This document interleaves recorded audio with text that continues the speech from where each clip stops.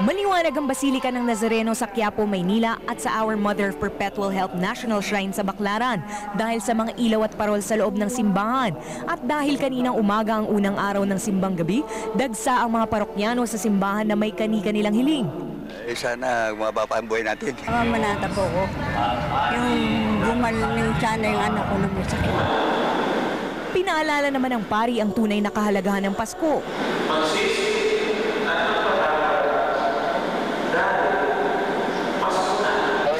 Pagkatapos ng Misa de Gallo, bilihan naman ng mga puto bumbong at bibingka ang sinugod ng mga tao.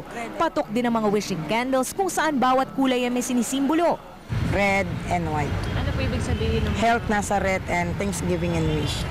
Sa Baclaran Church naman, kinakapkapan at binubusisi ng mga security guards ang gamit ng lahat ng mga pumapasok para masiguro na tahimik at payapa ang misa. Sa labas ng simbahan, binigyan ng lugar ng MMDA ang mga vendors para hindi sila palipat-lipat.